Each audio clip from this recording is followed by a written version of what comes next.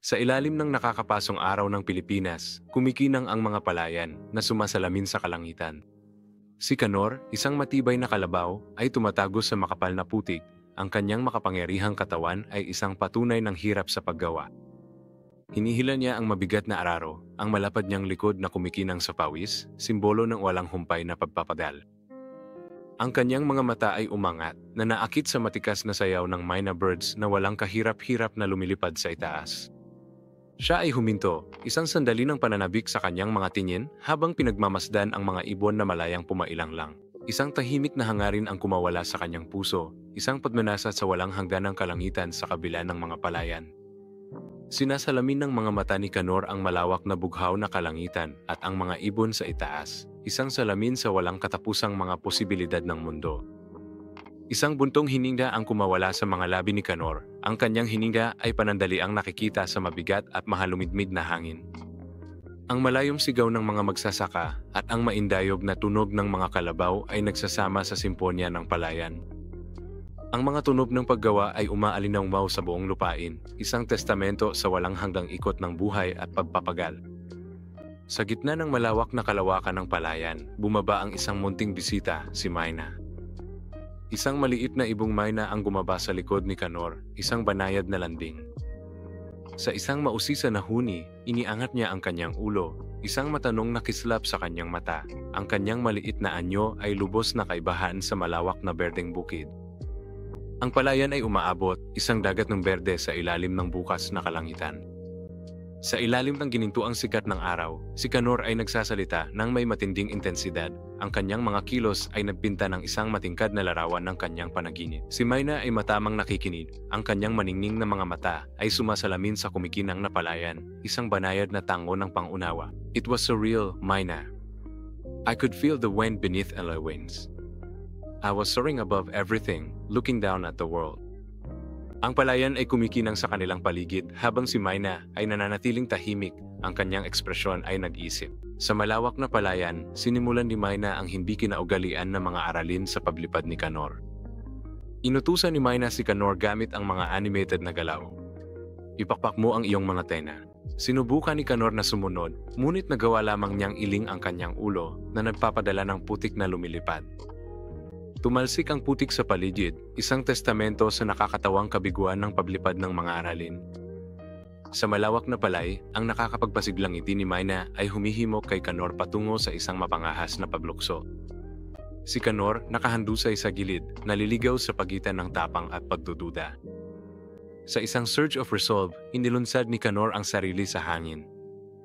Isang matunog na kalabog ang tanda ng hindi gaanong kaaya-ayang paglapag ni Canor sa putikan. Ang mga malalapit na kalabaw ay sumasabog sa isang koro ng mapanuksong mga sinhal, ang kanilang mga tawa ay umaalingaw-ngaw sa buong bukid.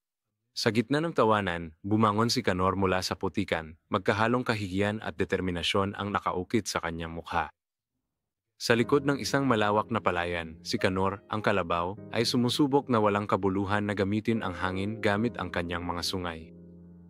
Ang masiglang direksyon ni Myna ay halos mawala sa mabangis na sipol ng hangin. Sa kabila ng walang humpay na pag-atake ng hangin, nananatiling matatag si Canor, isang nakakatawang figura laban sa puwersa ng kalikasan. Ang mga magsasaka ay huminto sa kanilang trabaho. Ang kanilang libangan ay may bahid ng awa habang pinagmamasdan ang kakaibang tanawin. Laban sa walang katapusang berde ng palayan, sinubukan ni Canor na labanan ang gravity. Ang kanyang mga pagsisikap ay napakatorpe.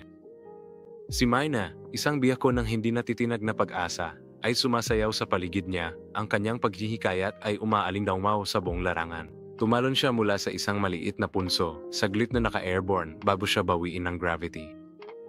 Sa bawat nabigong pagtatangka, ang optimismo ni Myna ay tumangging humina. Kaya mo, Canor. Maniwala ka lang. Sa kabila ng paulit-ulit na pag-urong, ang palayan ay nagiging yugto para sa walang humpay na pagtugis ni Canor sa paglipad na pinalakas ng hindi natitinag na pananampalataya. Ang mga nagbabantang madilim na ulap ng bagyo ay umuusad na naghahagis ng mahabang anino sa buong nayon. Ang ilog ay lumubog, ang marahas na pag-alon nito ay nagbabantang lamunin ang nayon. Nababalot ng takot ang mga taga-nayon habang umaalinawmaw sa hangin ang hiyawan at iyak. Baka sa mukha nila ang pagkalito at desperasyon habang tumataka sila sa paparating na baha. Ang ilog, isang galit na hayop na pinakawalan, ay bumagsak sa mga hangganan nito, walang pigil na umaagos patungo sa nayon. Ang mga magsasaka ay lubhang nakikibaka laban sa pagtaas ng tubig. Ang kanilang mga kariton ay nanganganib sa walang tigil na pag-atake ng tubig. Mga mukha na nakaukit sa pag-aalala, pinagmamasdan nila ang kumakalat ng tubig sa mga bulong, nakahanda na idrag ang lahat sa kailaliman. Ang maputik na agos ng ilog ay umuusad, nagbabantang lalamunin ang mga kariton at dadalhin ang mga ito sa umaalingaw nitong yakap. Bawat alon ay nag-crash na may panibagong galit, sinusubok ang determinasyon ng mga magsasaka at nagbabantang bagsakan ang kanilang mga pagsisikap. Ang kapangyarihan ng ilog ay hindi maikakaila, isang puwersa ng kalikasan na nagbabantang ubusin ang lahat sa kanyang dinadaanan. Ang maliit na ibon ay nagiging isang ipo-ipo ng desperasyon. Ang kanyang mga kilos ay ligaw habang sinusubukan niyang ihatid ang malagim na sitwasyon sa ilog. Inagmamasdan ni Canor si Maina, nakakunot ang noo habang sinusubukang unawain ang pagkaapurahan sa kanyang galit na mga galaw. Ang mga stranded villagers ay naghihintay ng pagliligtas. Ang kanilang kapalaran ay nababatay sa balance habang si Maina ay desperadong humingi ng tulong.